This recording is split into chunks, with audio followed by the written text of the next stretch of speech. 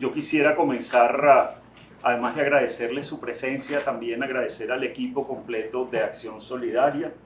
La verdad es que ha sido una labor, como van a ver ahora, muy comprometida, además de una formación constante para poder dar una respuesta cada vez mejor. Y ese va a ser uno de los temas que probablemente ustedes vean, aunque yo después no lo mencione tanto, pero ciertamente para nosotros, para mí en particular, como presidente de Acción Solidaria, ha sido un motivo siempre de ánimo, de más compromiso justamente por esa labor que hace el equipo constantemente en todas las áreas. Ya veremos algunas de ellas. Como ustedes saben, Acción Solidaria fue creada en el año 95, es decir, a fin de este año estamos cumpliendo 28 años de labor, y empezamos siempre con este propósito de dar respuesta a las personas con VIH, pero bueno, se ha ido complejizando a lo largo del tiempo. En algún momento fuimos también entrando en el terreno de los derechos humanos, y por eso nos acompaña también Natasha Saturno en el grupo, que es quien coordina la Unidad de Exigibilidad de Derechos Humanos de Acción Solidaria, abogada. Y después, también un poco por fuerza de los hechos, ampliamos nuestra acción al ámbito humanitario, que significó además todo un proceso de formación adicional. Este es un terreno muy específico de la acción en beneficio de las personas que se encuentran en situación de necesidad. Entonces vamos a hacer un breve paso, digamos, ahora por cómo fue que nació el programa de respuesta humanitaria. Nos vamos a centrar en esta primera parte en el programa. Después ustedes van a ver también, y aquí nos acompañan en persona varias de las organizaciones aliadas de Acción Solidaria. Les damos la bienvenida y les agradecemos muchísimo que estén aquí. También están presentes de manera virtual, pero no habría forma de llegar hasta donde hemos llegado con el programa sin esas aliadas en el terreno. Y no me atrevo a nombrarlas, pero les voy viendo las caras porque ustedes van a ver que es un número importante. Pero sin esas organizaciones aliadas no sería posible tener este alcance.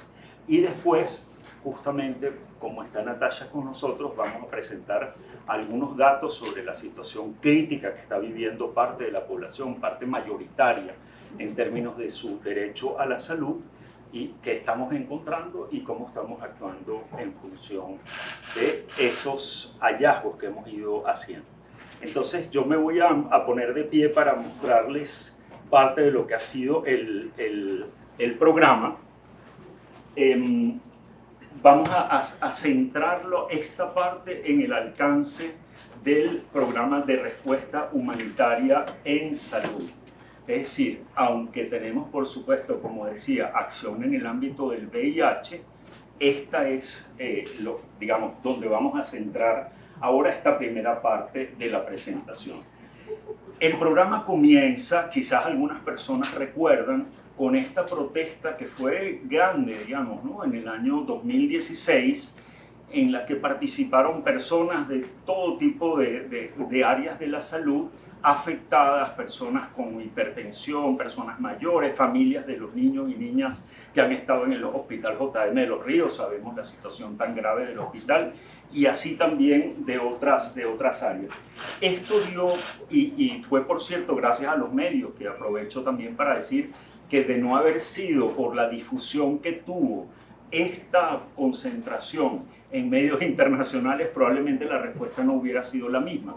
Pero lo cierto es que gracias a esa difusión en medios internacionales, por supuesto nacionales, porque eso hace visible la crisis dentro del país, pero hizo que empezaran a aparecer ofertas de apoyo desde el exterior, principalmente y al inicio de personas que decían desde una cantidad de lugares que querían organizarse para contribuir con la situación tan grave que se estaba viviendo. Recuerden, este es el inicio de lo que después empezó a hacerse un término más común, que es el de la emergencia humanitaria compleja. Es decir, había tal grado de afectación también por la situación política, por la situación en aquel momento también de corrupción, como la hemos visto, que llevaba a una serie de deficiencias gravísimas en la provisión de servicios de salud, en las garantías del derecho a la salud, a la alimentación, a la educación y por supuesto todo lo que vivimos por los servicios públicos. En fin, ese programa de respuesta humanitaria, y voy a hacer un paseo más o menos breve, porque si no nos tomaría muchísimo tiempo y esperamos no tomar más de media hora de su tiempo y después nos abrimos a las preguntas o comentarios.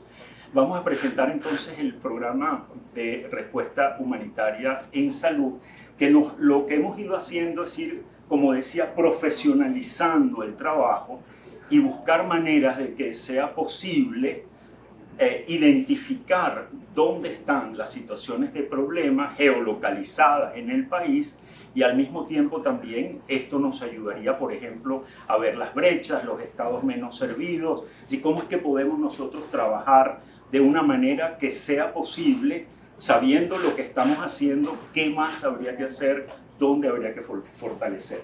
Esto es lo que hemos llamado nuestro Atlas de la respuesta humanitaria y en salud. Es decir, esto tiene que ver con la general, más el tema del VIH, y también está el área de los derechos humanos. Cada uno de estos títulos que ustedes ven arriba, esta es la parte, digamos, que manejamos interna de la organización. Todo este proceso lo hacemos en una plataforma que manejamos internamente. Pero con este Atlas vamos haciendo seguimiento a las distintas áreas de acción en la que hemos estado trabajando. Fíjense, nosotros hasta ahora entendemos, y tampoco me voy a centrar en eso, que estamos en un contexto difícil, en un contexto, digamos, donde hay una serie de elementos también en el terreno que pueden hacer que la labor que estamos desplegando tenga dificultades. Pero lo cierto es que es posible hacerla. Y este es un mensaje que hemos querido transmitir en muchos lugares. Con toda esa comprensión del terreno complejo, es posible trabajar y hacerlo comprometidamente por la población que está en necesidad. Esto lo que recoge es, desde el año 2016 hasta 2023, que hemos recibido de nuestras organizaciones aliadas en el exterior y dentro del país. Hasta ahora hemos recibido 352 embarques. Vean la cantidad de cajas que han sido 47.000, estos son 314 toneladas de ayuda. Es decir, a pesar de las dificultades, y no somos la única organización que las enfrenta, y somos parte además de un conglomerado importante, por cierto, entre ellas la Plataforma de Acción Humanitaria Nacional, PANAL, estamos desplegados por el país y haciéndole frente a esas dificultades, pero actuando en función de dar respuesta a las personas en necesidad. Hemos tenido sobre todo 5 organizaciones que han sido claves para el programa. Una de ellas empezó a apoyarnos en el año 2017, se llama Direct Relief, es una organización humanitaria internacional que en este momento, por ejemplo, está muy tomada por la situación de Turquía, Siria, después del terremoto, también por Ucrania. Hay otra de esa misma naturaleza que se llama AmeriCares, una que está en España, que lleva una venezolana que ha sido también maravillosa. Direct Relief empezó en el 17, AmeriCares en el 18, Opción Solidaria, que esta organización en España en el 2019, Action for Solidarity, que es una aliada clave para nosotros, una organización que creamos hace mucho tiempo también en Estados Unidos, en el año 97, y la propia Organización Panamericana de la Salud, que nos tiene como una de sus aliadas. En este caso somos nosotros una aliada de la Organización Panamericana de la Salud para actuar aquí dentro del país.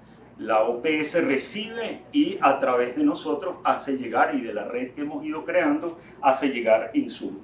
Como ven, pues son cantidad de embarques también que van sumando todo eso que mostrábamos antes como pesos y como cantidad de insumos que recibimos. Esto es tratamientos, insumos médicos y algunos otros también que para nosotros son sumamente importantes.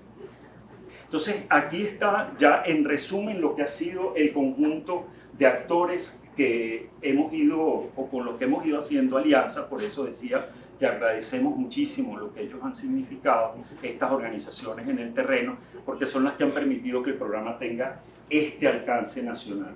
Para el año 2018, empezando el 18, fines del 17, que empezó la expansión de este programa, que coordina Jesús Rodríguez, que está con nosotros, y en el ámbito del VIH, aunque como decía no vamos a entrar en ese detalle, lo coordina César Pacheco, que también está con nosotros. Había unas 95 organizaciones, como decía empezamos a fin del 97. Para el final del 22, en este momento, esa distribución es a través de 193 aliados. Esos son, ya los vamos a ver más en detalle, organizaciones que si bien no están ubicadas en todos los estados, su acción sí cubre todos los estados del país. Entonces, aunque estén ubicadas en 11 estados del país, la acción al final va cubriendo todos los estados, los 24 estados ya para estas alturas. Incluso donde vemos que no hay ubicación, como por allá en Falcón, Cojedes, están siendo servidas las personas desde el estado Lara, por ejemplo. Entonces, fíjense, como decía, de esas organizaciones hay, que son 193, 137 son grupos de sociedad civil, de distinta naturaleza, de distinto tamaño. Pero son organizaciones que están allí, que han estado allí por mucho tiempo, que hacen un trabajo comprometidísimo, que son las que conocen la realidad en sus terrenos, y por eso nosotros nunca nos hemos planteado establecer bases de acción solidaria en el país. Por el contrario, decimos, si hay quien lo está haciendo en su espacio, en su estado o en su localidad, vamos a trabajar juntos, porque quien conoce la realidad en ese espacio es esa organización que está allí localizada. Tenemos también un conjunto de especialistas en el ámbito de la salud que trabajan en salud pública y atienden servicios particulares, traumatología, salud mental. Es decir, hay especialistas a través de los cuales también estamos igualmente distribuyendo medicinas o insumos médicos y estamos trabajando en 7 hospitales públicos. Además de esto que mostraba y la acción, por ejemplo, continua de estas organizaciones que nos donan, no hace mucho hicimos un proyecto en un hospital materno e infantil con una organización llamada Project Cure que envió insumos que recogimos después de un levantamiento de necesidades y con esto fuimos trabajando en varias de las áreas del hospital a partir de un proyecto que fue muy importante, que lo hicimos con Mercy Corps, apoyo de la Unión Europea, del Grupo Humanitario de la Unión Europea. Estuvo también allí con nosotros Ministerio de Salud, Organización Panamericana de la Salud, en la recuperación de la unidad de cuidados intensivos de ese hospital en particular. Pero en fin, hay algunos con los que hemos podido trabajar de esa forma, como de manera muy orgánica, formal, para ayudar a resolver problemas dentro de esos lugares, ¿no? Como ven, esas son las cantidades de entregas que hemos hecho en esos distintos, a través de esos distintos actores. 1.390 entregas desde el 18 al 23 a través de organizaciones de sociedad civil, casi 460 a través de personal de salud y 41 a hospitales públicos.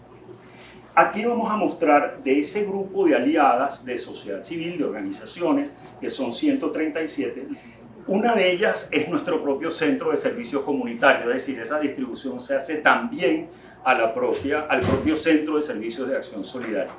¿Qué tiene de importante para nosotros este espacio? Es que allí estamos haciendo un seguimiento muy exhaustivo de qué se entrega, a quién se le entrega, de qué edad son las personas que reciben, qué condiciones de salud tienen, qué cosas incluso no tenemos pero que nos solicitan. Por ejemplo, medicinas para salud mental, para problemas neurológicos. Hay una serie de condiciones que necesitan ser atendidas, pero desafortunadamente no hay esa posibilidad en el país. Pero esto nos permite también a esas aliadas internacionales hacerles solicitudes particulares. Como ven, aquí está también ese mismo mapa. La mayoría de las personas beneficiarias son mujeres, 63%. Las edades, vemos mucho, ¿no? El impacto, digamos, a partir de los 55 años y más, cómo es el grupo que más necesita apoyo por hipertensión, por temas de diabetes, problemas respiratorios y de otros tipos. Y aquí vemos todas las parroquias. En general, entre Sucre, Petare, Recreo, todo lo que es Libertador, es de donde viene la mayoría de las personas que atendemos. Como digo, este es uno solo de esos espacios, de los 137 de organizaciones desde donde atendemos, pero donde llevamos el detalle de las personas que hemos servido. Vamos a ver si pasas tú la siguiente. Okay. Y entonces aquí, si queremos presentarlo y lo planteamos como mapa público, esta es la última que yo les voy a presentar, porque este es acceso, de nuevo, para toda persona que quiera revisar estos datos. Como digo, en la otra parte, todo lo que les hemos presentado es, digamos, el trabajo interno de geolocalización, donde está toda la información, todas las bases de datos, pero esta en particular va a ser de acceso público a través de nuestro sitio web. Lo que muestra es que de 58 organizaciones de las 137 que nos han informado al detalle sobre los servicios que están prestando, hemos podido ver que hasta ahora, entre 2018 y 2023, es decir, 5 años, menos de 5, el 23 no está completo, hemos atendido a más de 775.000 personas con tratamientos. De ese grupo, 426.000, el 55%, son mujeres. Este es el conjunto, pero es lo que estamos viendo también en nuestro propio centro, y creo que algunos que están haciendo también esa atención directa seguramente nos darán también ese dato, ¿no? Es lo que hemos visto más. Este mapa nos permite ubicar también dónde esa acción ha llegado en el país, pero además está localizada por municipios. Entonces, digamos, como decía al principio, podemos ver en áreas donde puede haber mucha necesidad cómo tendríamos que hacer un esfuerzo también para ir teniendo una cobertura mayor. Sin embargo, como esto es vamos a decir, la generación de información de 58 de las 137, estamos haciendo un esfuerzo también de capacitación para que las 137 reporten. Entonces, si tenemos este mapa lleno por 137 organizaciones, y no solo por las 58, que son más o menos el 42%, es posible entonces que veamos que ese mapa general del país tiene, digamos, tiene más cobertura, pues, ¿no? Pero en eso estamos. Esto ha sido todo un esfuerzo, como decía, son 5 años en un área que no manejábamos y para la cual hemos tenido que irnos preparando, ¿no?, en dar respuesta. Entonces, bueno, en este mapa van a poder tener acceso, ver, digamos, que esos datos completos, pero para nosotros es la primera vez que de esta forma estamos rindiendo cuentas del alcance del programa. Hemos tenido siempre la preocupación por lo que pueda significar, digamos, una presentación continua de estos datos, porque al final requieren mucho trabajo, requieren también mucho análisis para poder decir qué pueden significar. Entonces, esperamos, digamos, ahora ir haciendo algunas presentaciones también como regulares, pero nos parece importante que conozcan este alcance, ¿no? Y por qué también nosotros estamos siempre haciendo visible lo crítico de la situación, pero también cuánto se puede hacer, cuánto estamos haciendo con una cantidad de organizaciones aliadas, cuánto más hay que hacer, y Nati va a referirse, Natasha Saturno, ahora a esta otra situación con base en los datos del terreno. Yo quiero complementar un poco lo que hemos venido, o lo que ha venido conversando nuestro presidente, hablando sobre las cifras de la crisis, ¿no? O sea, no solamente el contexto general que se está viendo, sino también lo que nosotros hemos evidenciado desde la organización. Saben que Acción Solidaria tiene 3 líneas de acción. Una línea de acción que va en la esencia de la construcción de la organización, que es la línea de VIH. Después está nuestro programa de respuesta humanitario y una parte del tema de derechos humanos. ¿Por qué? Porque consideramos que ante la situación compleja de Venezuela necesitamos dar una respuesta también integral, una respuesta que pueda ver desde todas las perspectivas lo que estamos atravesando, ¿no? Entonces, por favor, Ever, estos son algunos datos y me tomo los segundos para explicar de dónde los sacamos, ¿no? Hay una plataforma que se llama Un Venezuela. Esto es una plataforma que compone más de 90 organizaciones de sociedad civil distribuidas en todas partes de Venezuela, que han hecho un esfuerzo significativo en encontrar los datos donde no los hemos, o donde no los hay, gracias a una política de opacidad de cifras. Con esos esfuerzos y con una metodología bastante compleja y bastante completa, para marzo del 2022 encontramos esto. Primero, que casi el 90% de los venezolanos dependen del sistema sanitario público para atender sus bienes y servicios de salud. Es decir, 9 de cada 10 venezolanos necesitan de ir a ambulatorios, a hospitales públicos para poder atender cualquier situación de salud que se les presente. El 70% de reducción de las capacidades del sistema sanitario antes de la pandemia. Sabemos que cuando llegó pues lamentablemente el virus del SARS-CoV que produce el COVID-19, que tantos estragos generó en el mundo entero, pues en Venezuela, en un sistema sanitario ya colapsado, empeoró y agudizó aún más esas carencias que estábamos viendo, ¿no? Ya teníamos un 70% de capacidades perdidas del sistema sanitario, pues después de la pandemia estimamos que sean todavía más, a pesar de la respuesta que se ha dado en el país. 58% de los venezolanos no tienen recursos económicos para gastos de bolsillo. Gastos de bolsillo para temas de salud significa simplemente tengo que operarme, lo tengo que pagar completamente de mi presupuesto familiar, que en la mayoría de los países, de hecho Venezuela para el 2017 estaba en el país número 14 de mayor gasto de bolsillo en el mundo entero. Eso probablemente haya empeorado con la situación actual.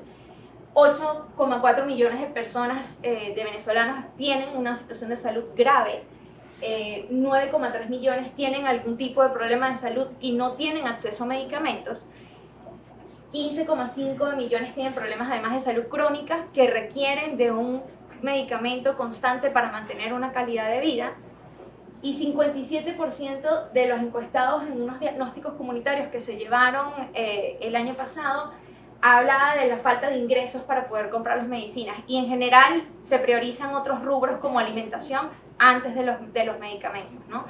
Esto nos habla de una situación que sabemos, que conocemos, que es difícil, pero que también justifica la necesidad de mantener nuestros programas humanitarios mientras hacemos incidencia y decimos esta es nuestra realidad y tenemos que buscar soluciones nosotros mismos para poderlas enfrentar, ¿no? ¿Qué estamos haciendo desde Acción Solidaria? Nosotros, gracias, documentamos, denunciamos, difundimos e incidimos en este trabajo, pero me voy a enfocar más en el trabajo de documentación que estamos viendo. No voy a entrar acá en estos detalles, lo coloco es nada más para que tengan una referencia, pero desde un trabajo de litigio estratégico, desde un trabajo de encuestas para medir el impacto de nuestro programa de respuesta humanitaria, desde el análisis de fuentes secundarias, hemos hecho un esfuerzo enorme desde el 2020 de manejar también o tratar de ver qué se está viendo, cuáles son las denuncias en los ámbitos del derecho a la salud. Hemos encontrado muchas cifras y preocupaciones significativas. Lo que les hablaba antes era más general, ahora vamos a entrar un poquito más en detalle desde lo que estamos haciendo desde Acción Solidaria, ¿no? Entonces estos son algunos de las partes del trabajo desde la unidad de exigibilidad, pero prefiero tomar el tiempo para no quitarles tanto e entrar en los detalles. ¿Qué estamos viendo? La importancia de continuar con nuestra respuesta en salud. Sí, gracias. Primero, nosotros desde el 2020 hasta el 2022 encontramos 4.578 registros de vulneraciones al derecho humano a la salud. Solamente registros. Dentro de esos registros, además, hay más cantidad de incidentes, pero preferimos tomar una cifra más conservadora. Estos registros nos hablan de una afectación grave, sistemática y además de grandes magnitudes en todo el país, vulnerando todos los estándares del derecho a la salud, desde la disponibilidad, la accesibilidad, la asequibilidad y la aceptabilidad, que son estándares mínimos que establecen organismos internacionales, específicamente Naciones Unidas, sobre cuáles son esas obligaciones mínimas que tiene un Estado con sus ciudadanos en materia de salud, y en la cual Venezuela ha firmado y ratificado todos esos pactos, ¿no? El sistema sanitario pues no cuenta con capacidades de atención, especialmente para condiciones crónicas de salud. Además, la respuesta humanitaria que se ha dado ha tendido a irse más hacia situaciones de salud, enfermedades agudas, en vez de atender las crónicas. Así que muchas personas con condiciones crónicas, de que de hecho son de nuestros usuarios las que más atendemos, se han visto a veces hasta un poco desplazadas, y particularmente las personas con cáncer, las personas con condiciones renales crónicas son las que hemos encontrado en nuestra documentación de las más afectadas. Aparte, existe un impacto diferenciado y más grave de la emergencia en las mujeres y los niños, niñas, adolescentes. Y esto lo digo con mucha responsabilidad. Nosotros desde Acción Solidaria, como ha presentado nuestro jefe y nuestro presidente, trabajamos en alianza y creemos en el trabajo en alianza. Nosotros hemos hecho un esfuerzo de trabajar en una alianza que se llama Con Ellas, en conjunto con otras 5 organizaciones de sociedad civil, Funcamama, Prepara Familia, Uniandes, CEPAS, sí, y siempre se me van Uniandes y Unión Afirmativa. Gracias. Para poder visibilizar el impacto diferenciado que está teniendo la emergencia en la crisis en las mujeres y en los niños, niñas y adolescentes, sobre todo en las mujeres. Y en conjunto con la plataforma Un Venezuela presentamos el año pasado un informe que se llama Ser Mujer en Venezuela, y algunas de las cifras, porque no es el objetivo hablar, nos hablan de 1 de cada 4 mujeres no cuentan con toallas desechables sanitarias en sus casas, 3 de cada 10 mujeres o sus familiares viven con una condición de salud, y esto impacta diferencialmente a las mujeres, que sabemos que por estereotipos y roles de género además tienen la responsabilidad de el cuidado del hogar, del cuidado de los niños. Si hay una mujer afectada, hay un niño, niña, adolescente probablemente afectado atrás. Las mujeres priorizan los gastos en alimentación de sus hijos sobre cualquier otra cosa en el hogar, y además esto, cuando lo vamos, digamos, pelando y viendo en más profundidad, pues vamos viendo cada vez más esta afectación.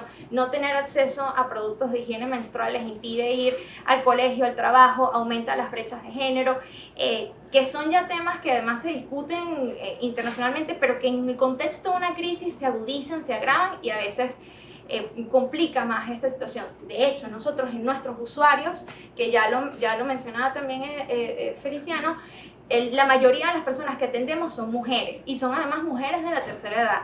Y mujeres de la tercera edad que no solamente cuando hicimos nuestra evaluación de impacto, pues pasar la próxima, no solamente buscan medicamentos para ellas, es que buscan medicamentos para su familia, para los hijos, para las parejas. Al final hay toda esta como responsabilidad no solo de cuidados del hogar, sino de cuidados de otras personas en condiciones de salud difíciles o personas enfermas, que pone sobre ellas un peso mucho más complicado, ¿no? Mucho más difícil. El 61%, esto sí hago hincapié que esto fue unas encuestas, hicimos 399 encuestas el año pasado, entre enero y marzo del 2022, directamente en nuestro centro de servicios comunitarios, y parte de la información que encontramos fue bastante esclarecedora, ¿no? Aparte de los datos que siempre andamos recogiendo. Primero, el 61% de nuestros usuarios califican sus ingresos de completamente insuficientes, y esto es una aseveración al final subjetiva, ¿no? Probablemente este número sea todavía mayor, y siempre priorizan, como les decía, los gastos en alimentación. Cuando tú le pones la mirada de género, en este caso, las mujeres y los hombres que acuden a nuestros servicios, a pesar de tener el mismo nivel educativo, las mujeres casi el doble están en trabajos informales, o en el caso 98% se dedican al trabajo del hogar en comparación con sus pares masculinos, ¿no? Eso también nos hace ver pues esa situación de la que les venimos conversando. Aparte, el 75% no cuentan con seguro médico privado, y sinceramente con los que sí cuentan las coberturas son bastante limitadas. Entonces eso también se condice con los datos generales que estábamos viendo de la cantidad de gente, de venezolanos que dependen exclusivamente del sistema sanitario público. Y como decimos nosotros en uno de nuestros informes, nosotros hacemos informes sobre los patrones de vulneración del derecho humano a la salud, y una de nuestras conclusiones siempre es que la situación del colapso del sistema sanitario público es una de las caras más evidentes y más claras de la crisis.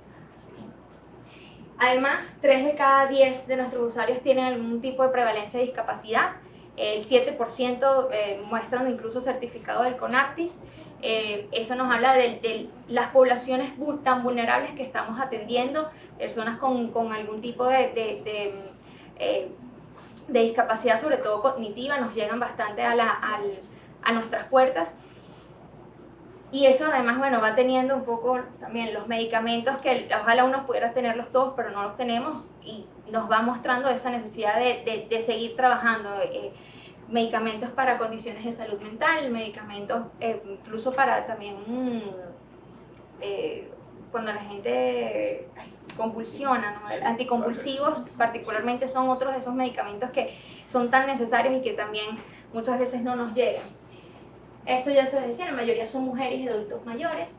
Y esto es lo otro que creo que es clave también para hablar de un impacto de nuestros servicios, ¿no? El 78% de nuestros usuarios son recurrentes. Es decir, que nosotros, a veces esos números que presentamos no son solamente números, te entrego la pastilla y ya, que es más fácil llegar a más cantidad de gente, sí, sino que la mayoría de nuestros usuarios son recurrentes. Es decir, les garantizamos un tratamiento mensualmente. Entonces, creo que eso también es importante, eso también desafía un poco cómo a veces vemos la ayuda humanitaria que se enfoca muchas veces en cantidad de gente y no a veces de darle calidad.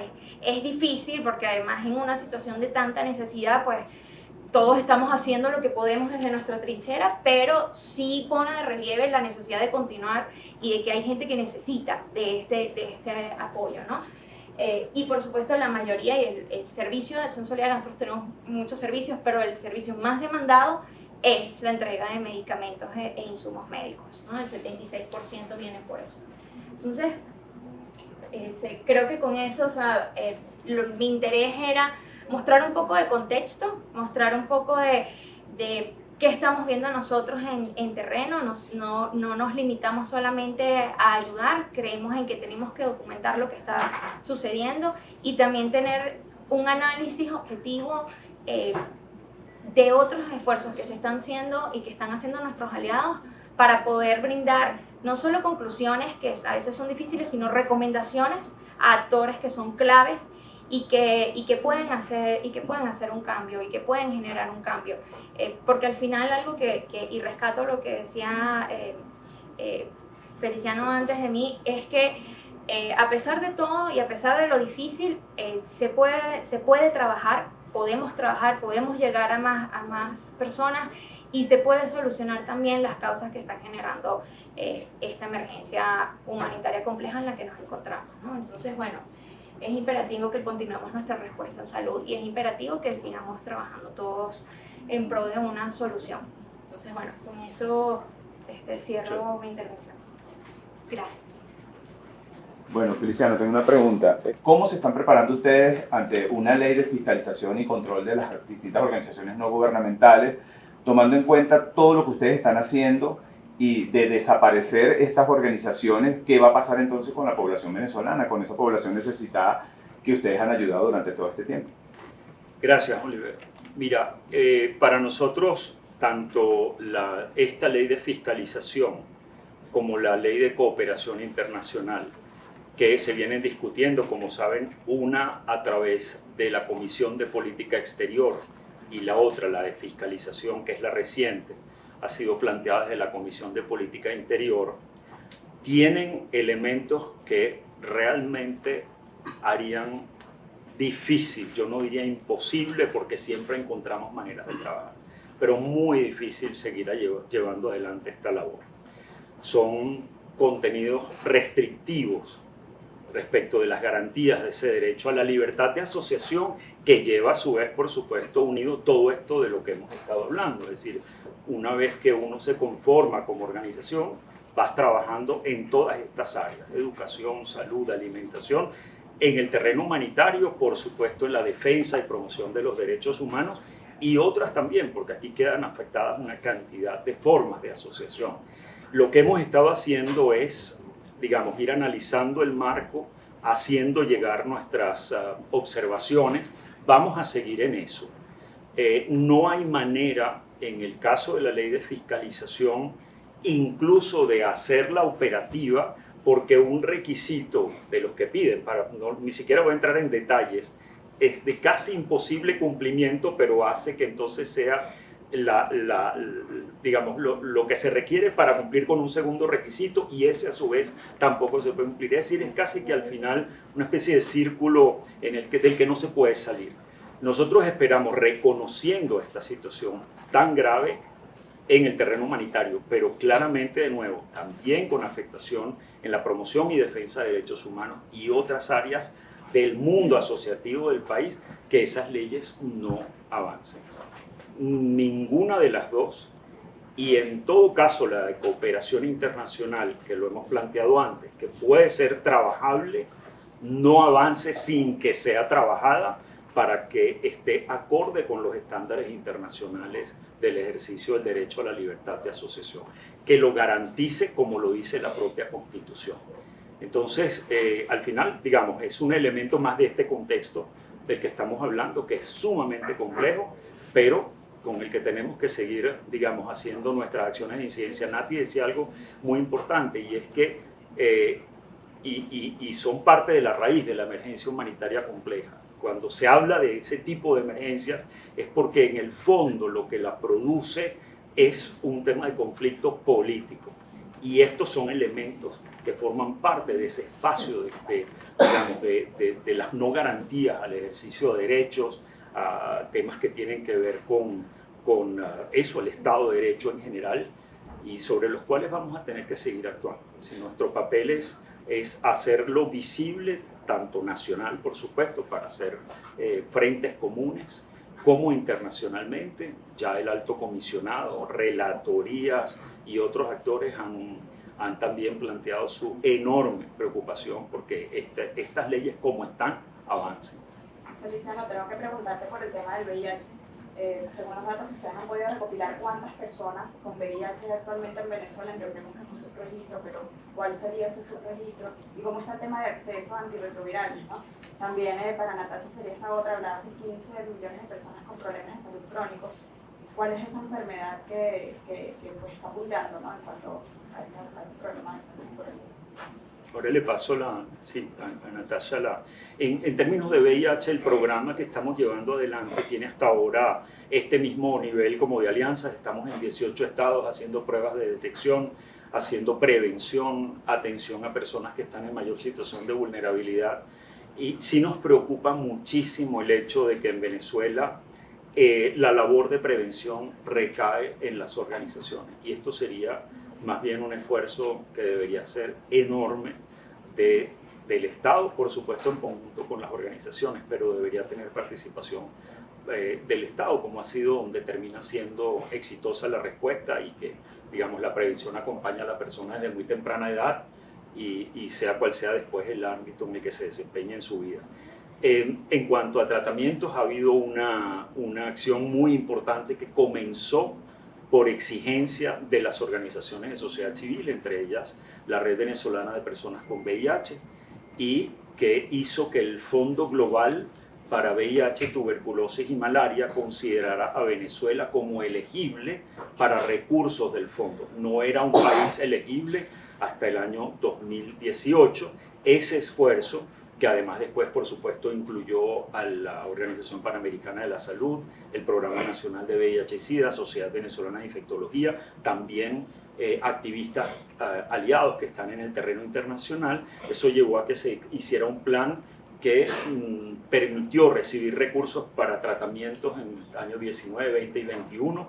En este momento está operando también el recurso del 22, 23 y 24, y está recién terminado el plan para que pueda ese programa extenderse a 25, 26 y 27. Desafortunadamente no cubre, ojalá tuviera los recursos que hacen falta para cubrir no solo un tratamiento, digamos, básico, esencial para la mayoría de las personas con VIH, sino que pudiera también llegar a incluir los antirretrovirales más complejos. Pero bueno, en eso también es parte de los retos, ¿no? En la búsqueda de recursos para que el programa cubra a toda persona con VIH.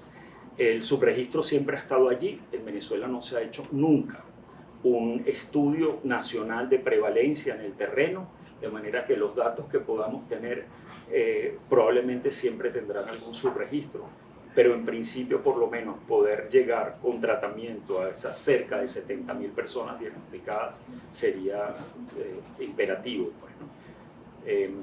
Pero de nuevo, esto es un reconocimiento otra vez a la acción de las organizaciones de sociedad civil, que son las que están haciendo que la respuesta avance. O sea, ustedes conocen de 70.000 personas diagnosticadas. ¿Y cuántas estarían recibiendo tratamiento en este momento? Esta base es de 50.000 personas, que era lo que llegaba originalmente. Yo no me he actualizado, debo reconocerlo, en la última parte del plan de respuesta con el Fondo Global para VIH, Tuberculosis y Malaria. No pude participar en este último proceso. Ha participado por parte nuestra César Pacheco, que es quien coordina la unidad de respuesta en VIH y SIDA. Y como siempre pasa, cuando me preguntan un poco más de detalles, o refiero al propio César, que tiene mucha información, como nuestros colegas también de la Red Venezolana de Personas con VIH y otras organizaciones que están en el terreno en Caracas y en otros estados. No es un solo tratamiento, ¿cierto? ¿Es uno solo el que está dando el Estado, son varios? El que está dando es uno, que es, lo llaman TLD por las 3 moléculas que lo componen, tenofovir, lamivudina y dolutegravir. Es un tratamiento básico, tenía para el momento en que esto se determinó ya en el 2018 un precio accesible, y además una de las moléculas no había sido utilizada nunca en el país. Entonces se consideró que era importante traerla, introducirla, porque bueno, podía ser de mucha ayuda, no habría resistencia a ese antirretroviral. Entonces en ese estadio está esa situación de tratamientos, pero sabemos que por años también ya de personas con VIH que han pasado por 3 o 4 esquemas, es necesario que se tenga en el país todo el esquema completo, no solamente lo que pueda atender a ese número básico, digamos, de personas. ¿Y cuál es la tranca? ¿Cuál es la tranca para que no se tenga? Recursos al final, desafortunadamente, como en muchas otras áreas, y como después, si ustedes quisieran, podemos entrar en el plan de respuesta humanitaria. El subfinanciamiento de las respuestas en varias áreas es enorme. Entonces, aquí es recursos. Y no son tantos los que harían falta, pero en todo caso está llegando solo a un límite, ¿no? Que está, por cierto, también en ese programa de respuesta se cubre a la población infantil con VIH. Le pediría a los colegas, si cuando vayan a hacer la pregunta, si dicen el medio, sería buenísimo. Vale, gracias. Pues aprovechando que estás todavía sentado ahí, porque tengo también para ella. Solo para saber, Feliciano, con las cifras que has dado, que nos diga cuál es el avance, si es que lo hay, sobre ese fondo social del que se acordó en la negociación y que muchos de esos recursos iban a ser supuestamente usados para la parte de salud. Mira, Luzmeli, ese es un tema esencial para nosotros. Nosotros venimos desde hace tiempo abogando no solo por los recursos ahora a partir de este acuerdo por la creación del Fondo Social, sino desde antes por la entrada de más recursos a lo que se llama el Plan de Respuesta Humanitaria del país. Venezuela, reconocida como una de las crisis más importantes del mundo, en 2020 estábamos como la 4ª en inseguridad alimentaria en el mundo, junto con Afganistán, Sudán, y aparecía la otra, creo que era República Democrática del Congo. En fin, estamos como 4ª crisis más importante del mundo. Como 2ª en el tema migratorio, que te quiere decir que las personas tienen que irse del país porque la situación adentro es insostenible. Estábamos recibiendo ni siquiera el 20% de la propuesta de recursos del Plan de Respuesta Humanitaria. Eso fue el año 2019, 2020, 21, 22, no hay un año en el que hayamos recibido el año más alto, que fue el 2020, y seguramente por la pandemia, el 37%. De manera que venimos siendo una de las crisis más importantes del mundo, pero de las menos financiadas. Si vemos además los recursos solicitados para dentro del país, cuando lo analizas igualmente con Siria y otras, estamos lejos, 3 y 4 veces menos de planes de 4.000 millones de dólares a un plan nuestro de 760 millones de dólares. Es decir, que no solamente el monto es muy inferior, sino que además está siendo subfinanciado. Como hemos visto estos datos y otros que nuestras organizaciones aliadas recogen en el terreno, hacen falta los recursos. Entonces, sumar lo que hay en el plan de respuesta humanitaria, lo que se ha solicitado recientemente, estuvimos en una gira con el coordinador humanitario, la persona que maneja también el Fondo Humanitario del país por Bruselas, incidiendo para que los recursos lleguen. Es importante que lleguen por esa vía y también por el Fondo Social. Una de las cosas que llamaba la atención positivamente del memorándum de entendimiento y del acuerdo para el plan social es que era independiente del problema político que había que resolver con los otros temas del memorándum. Es decir, la necesidad de la gente es inmensa y esos recursos hacen falta, sabiendo además que 3.200 millones de dólares no van a entrar de una sola vez, que entrarán por partes, que permitirán ir resolviendo algunos temas, pero harían falta esos y más.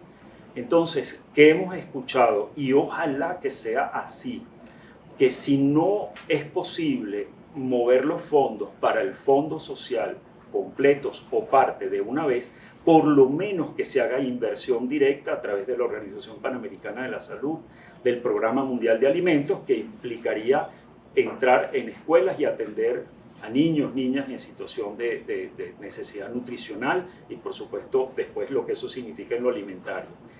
Ojalá eso sea así, porque allí hay recursos, hay programas, proyectos ya diseñados para que con esos recursos sea posible servir a la población en necesidad. Lo importante que tiene también, por ejemplo, en el ámbito de la salud, es que no es solo tratamientos, por ejemplo, cáncer, equipos para oncología, vacunas. Estamos en la mitad, el 50% de las personas en necesidad siendo vacunadas. Estamos muy por debajo de la región. Entonces, esto tiene, vamos a decir, una incidencia en la vida cotidiana hoy, lo que se puede resolver por personas en necesidad, pero también si esto también va incluyendo equipamiento e infraestructura, ya está haciendo ver que habría un sistema de salud que permite entonces empezar a cubrir necesidades de las personas. Esto que decía Natasha ahora, y lo sabemos, creo que para muchos de nosotros nos pasa en nuestra vida cotidiana, que te vas a tratar incluso en salud pública y aquí está la lista enorme de lo que tienes que traer porque no te lo podemos dar. Así que yo esperaría, Luzmeli, ojalá que por lo menos lo del Fondo Social se mueva. No voy a entrar en los otros temas, pero creo que es muy importante que se muevan también porque al final, una vez más, la emergencia humanitaria tiene como raíz un conflicto político que amerita ir avanzando hacia por lo menos algunas soluciones que permitan entonces también resolver lo humano o humanitario. Pero ¿significa eso que no se crearía el fondo desde la ONU, sino que entraría ya en los programas que están allí y luego si esos recursos ya fueron descongelados o ya se pueden movilizar? Fíjate, la verdad es que la idea de crear el fondo ojalá sea así y que además sea manejado por el PNUD, por Naciones Unidas. Fíjate, no solamente tendrían los mecanismos y ya están programas diseñados para su inversión, sino que además existe un sitio web que se llama FTS, por el seguimiento al financiamiento, el sistema de seguimiento del financiamiento humanitario, FTS UN-OCHA, que tiene allí montados todos los planes de respuesta humanitaria del mundo. Entonces tú puedes allí seguir cuánto pidió Siria, para qué áreas, quién ha invertido en Siria, si es además para dentro de Siria o para la región. Exactamente lo mismo que aquí. Existe un plan regional para Venezuela, quiere decir la influencia de las personas que han migrado de Venezuela hacia la región. Entonces, la verdad es que si se puede montar una sola, una sola plataforma, Luzmeli, y que a esa plataforma se le haga seguimiento, que todo esté incorporado ahí, es lo ideal. Pero como eso también tiene sus bemoles, crear ese mecanismo a través del PNUD con respuesta de la Oficina del Secretario General, Lo que está planteado es que entonces, por lo menos, que los recursos que se puedan mover con urgencia, mientras se crea ese mecanismo, lleguen directo a agencias que de todas maneras después van a implementar los recursos que lleguen al fondo social. Esto también es importante y tenerlo en la plataforma porque, por ejemplo, digamos, OPS probablemente en ciertas áreas implemente con, digamos, instancias, instituciones, empresas que vayan a trabajar en proveer equipamiento, es decir, no están las organizaciones, pero en otras áreas sí. Lo mismo pasa con el Programa Mundial de Alimentos, que está implementando con organizaciones venezolanas o internacionales.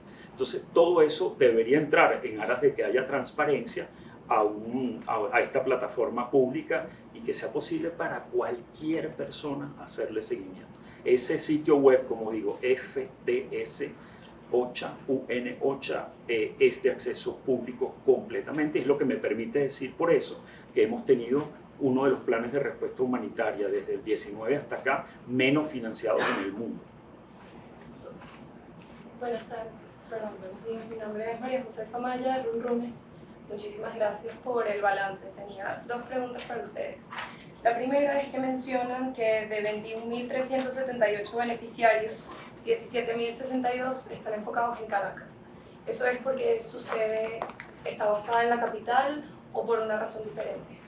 No, muchas gracias. Mira, es bueno digamos, mostrar los dos datos porque efectivamente la mayoría vienen de Caracas y de todas las parroquias que estábamos mostrando o de, por ejemplo, en el estado Miranda, de algunas áreas más remotas. Pero han llegado hasta de Amazonas cuando empezó el programa, que era todavía pequeño. Ahora se ha ido expandiendo y la verdad es que si uno va viendo, por ejemplo, el grupo que está en Lara, les llegan personas de Falcón, de Yaracuy, de Portuguesa y ya no tienen que venir a Caracas porque los mismos tratamientos los estamos distribuyendo a través de esas magníficas organizaciones aliadas, ¿no? Entonces por eso la diferencia todavía, sí. Ok, y mi segunda pregunta era que Natasha comentó que la mayoría de sus usuarios son mujeres, ya sea porque son las encargadas de buscar los tratamientos para sus familiares. Además de esa razón, ¿hay algo adicional? Podríamos ver que las mujeres se están viendo más afectadas por la crisis humanitaria en Venezuela que los hombres. Si así, ¿cuáles serían las razones? Gracias. Teníamos una pregunta por Zoom. No sé sí, si... para mí, Sí. por Zoom. Pero no sé si quieren contestarle primero. Sí, Es que después le voy a pasar Sí, a después me va a Kenash. pasar Nadie. una pregunta de Omar Lugo del Estímulo. ¿Qué Ajá. dice? Ok. Disculpa. Sí. Omar Lugo del Estímulo pregunta: ustedes, como activistas de opinión experta, conocedores a fondo de emergencia humanitaria y de la situación de los hospitales públicos, ¿qué percepción tienen de la efectividad de la ayuda humanitaria para llegar a los que más lo necesitan? Por ejemplo, en todos los hospitales le piden al paciente y a sus familiares que lleven suministros básicos, que ata un poco la pregunta que comentó acá la señora, pero en muchos de ellos se supone que llega la ayuda de agencias de la ONU y de ONGs, o al menos así se reporta. ¿Qué pasa entonces con esos procesos? Porque hay poco alivio real a este drama, pese a esos esfuerzos. Yo creo que es muy importante lo que planteas, Omar, porque además es una inquietud que estamos recibiendo también incluso de nuestras organizaciones, a veces en las distintas áreas en las que se desempeñan. Y es que, como decía, el plan de respuesta, si lo tuvieras completo, pudiera incluir, y me voy a referir solo al área de la salud, que ciertos hospitales en el país priorizados o incluso ambulatorios recibieran todo lo que les hace falta, ¿no? Desde agua, que falla en los lugares donde están, hasta las plantas eléctricas, equipamiento, reactivos, por ejemplo, también. Pero lo cierto es que con recursos limitados para toda la respuesta, eso al final no termina llegando hasta ese nivel de detalle de atención a la persona que la necesita. Entonces parece al final que no se hiciera suficiente. Les comento, por ejemplo, en una intervención, de nuevo, en un hospital público, Recientemente, y aquí hemos tenido también un vínculo importante con el gobierno para trabajarlo allí, se ha recuperado un área de laboratorio, la iluminación, la provisión de oxígeno, y sin embargo todavía tienes que seguir dando los pasos para que además del laboratorio llegue la nevera, además de la nevera lleguen los reactivos, además de los reactivos que haya el personal suficiente, que ese personal tenga un ingreso razonable. Es decir, la respuesta es muy compleja y, como decía, con unos recursos muy limitados que está implicando que no siempre las personas sientan que les está resultando adecuada.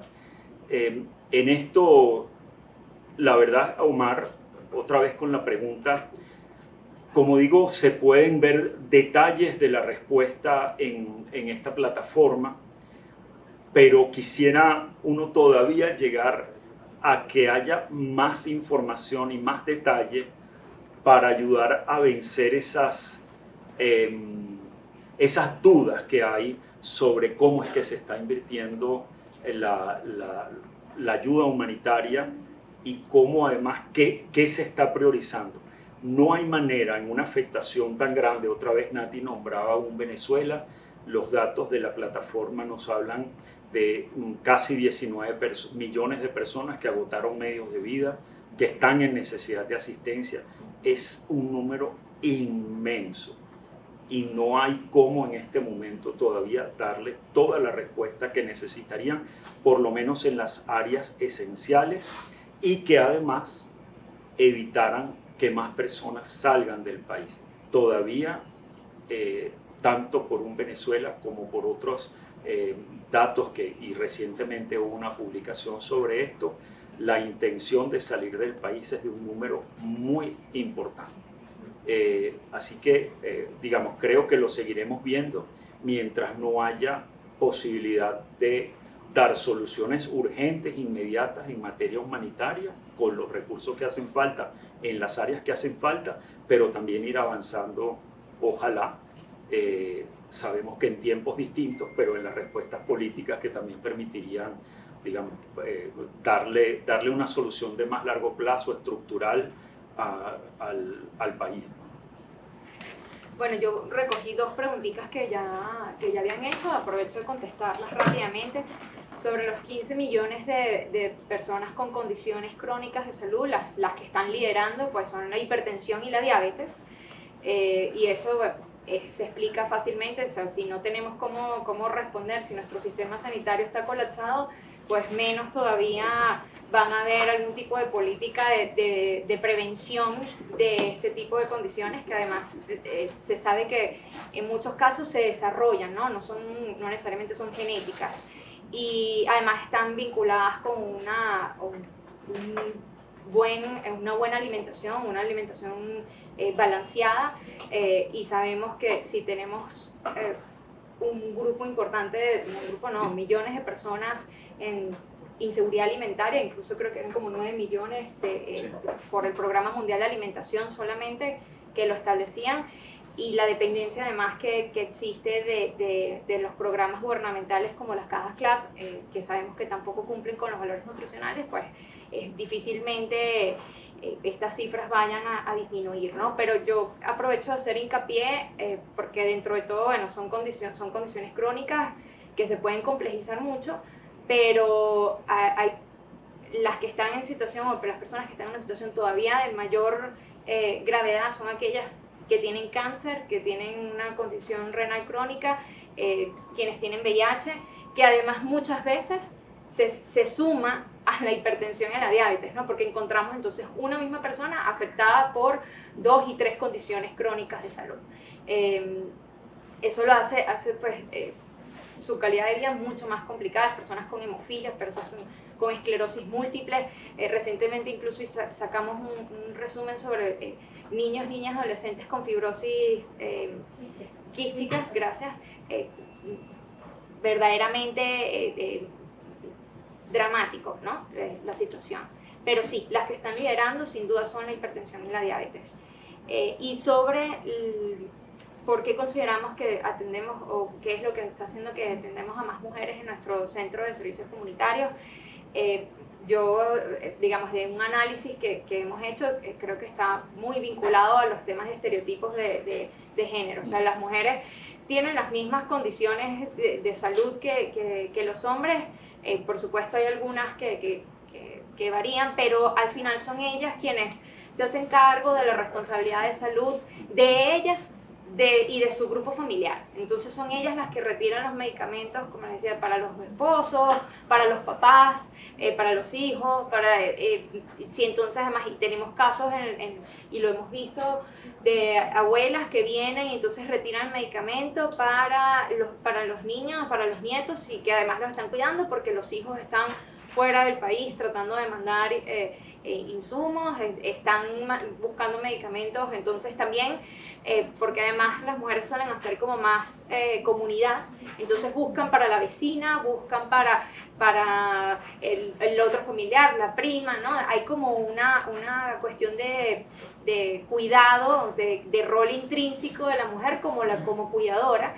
Y de hecho es interesante cuando lo vemos en el marco del tema migratorio, se generan lo que se conoce globalmente, porque además no es un fenómeno que pasa en Venezuela, sino que en todas las crisis migratorias sucede una cadena global de cuidado, ¿no? Entonces muchas veces se van primero los hombres, a veces los hombres se desvinculan del grupo familiar, queda la mujer como cuidadora principal, y a veces entonces la mujer cuando sale con los niños, o si quedan o si dejan los niños atrás, a los hijos, los deja al cargo de las mamás, o sea, de las abuelas.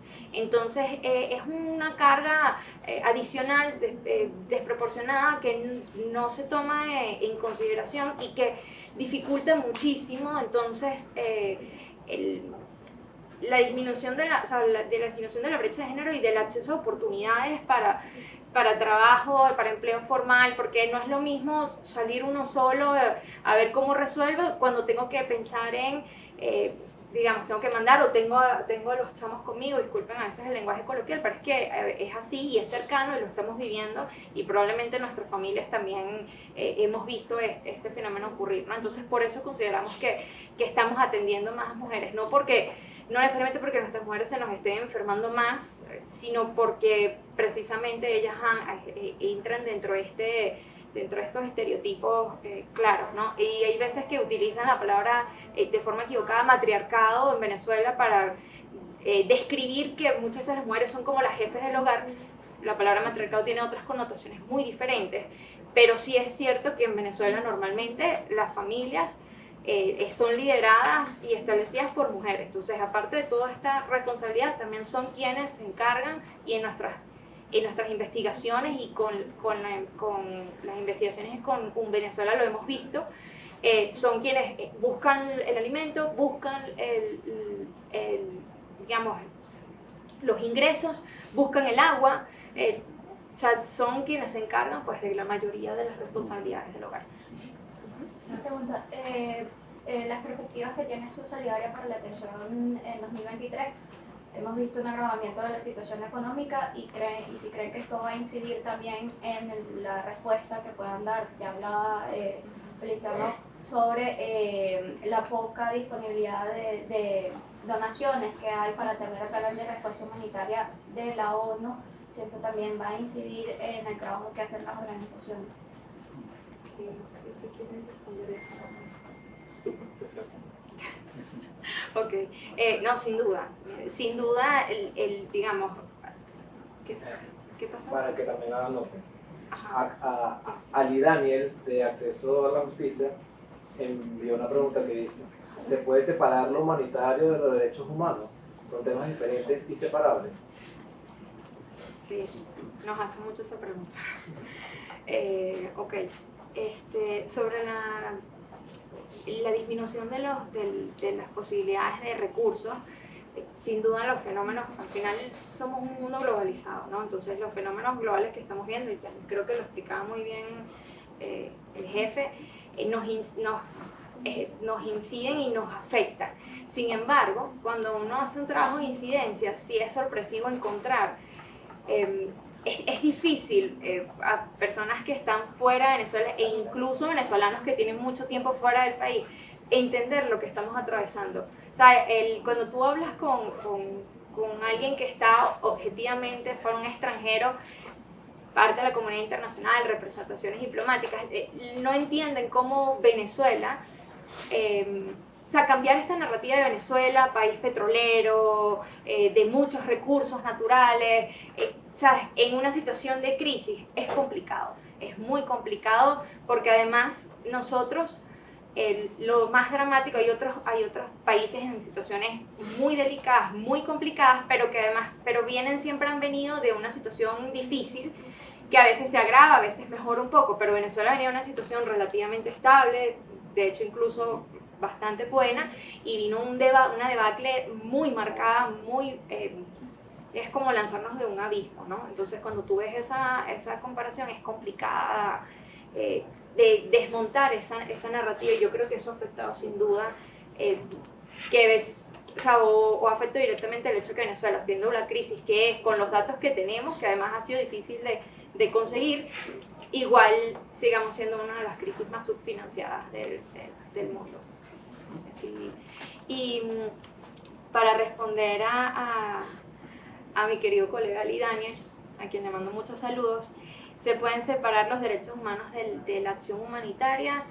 O sea, en lo personal, nosotros consideramos que no. Como Acción Solidaria consideramos que no, y menos en una situación como la venezolana, en una emergencia tan compleja que, como decía Feliciano, tiene un origen político, y que lo humanitario al final siempre es una manera de aliviar el sufrimiento que estamos atravesando, pero que tenemos una responsabilidad de trabajar en las causas que están generando ese sufrimiento. No es los casos donde hay un terremoto o hay, digamos, algún tipo de desastre natural que genera un problema que requiere de atención humanitaria rápido, pero que se espera que sea solucionable en el tiempo. Esto, si no trabajamos ambas líneas a la par, si no nos esforzamos en buscar y mientras estamos aliviando el sufrimiento de la gente, vamos atendiendo entonces las causas que son de derechos humanos, entre otras, y difíciles de atender, pues es complicado que podamos, en mi opinión, no deberían de estar desvinculadas, porque si andamos cada uno por su lado, bueno, yo soy lo humanitario nada más, entonces llega un momento en que no vamos a tener, y no existen los fondos infinitos, o sea, los fondos son finitos, pero el sufrimiento humano puede no serlo, si no atendemos lo que está generando entonces ese sufrimiento humano. Y es una pregunta que es muy, muy, muy frecuente cuando hacemos este tipo de trabajo. Sí. Okay. Jordan Flores, del Diario.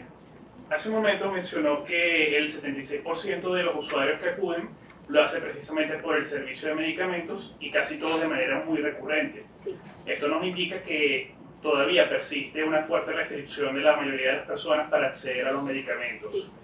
En ese sentido, ¿ustedes han notado si ha mejorado o si sigue igual el abastecimiento de medicamentos en las farmacias?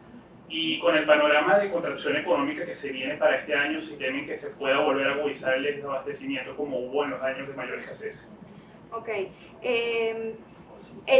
Hace unos años hablamos de un desabastecimiento fuerte de medicamentos, o sea, simplemente no habían. De hecho, cuando nosotros iniciamos este programa en 2016, 2017, nosotros de hecho atendíamos gente de todos tipos de perfiles, porque ya no era un tema de acceso económico, era simplemente no encuentro el medicamento, ¿no? Eso sin duda ha cambiado. La gente que estamos atendiendo ahorita es porque no tiene las posibilidades económicas de acceder al tratamiento, simplemente no lo pueden pagar, y no lo pueden pagar incluso un losartán que te cuesta $2 o $3 en la farmacia, no tienen para pagarlo.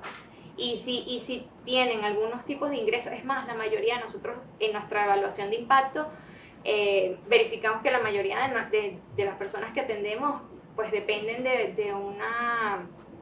de un bono, pero sobre todo de la seguridad social, ¿no? Entonces, que ahorita, incluso, bueno, con los últimos declaraciones del Ejecutivo, ni siquiera se aumenta, solamente se aumenta como alguno de los bonos, pero no tienen acceso, no tienen no tienen posibilidad económica para hacerlo. De hecho, ellos se esfuerzan en llamar al nuestro centro de servicios comunitarios, a veces puede ser complejo por la cantidad de llamadas que recibimos, y poder ir a asistir y buscarlo, porque es la única forma que ellos puedan atender esa condición crónica. O sea, al final puede haber algún tema de desabastecimiento en algunos medicamentos muy particulares, pero ahorita el problema principal es un tema de asequibilidad, de posibilidad económica, sí, de acceder.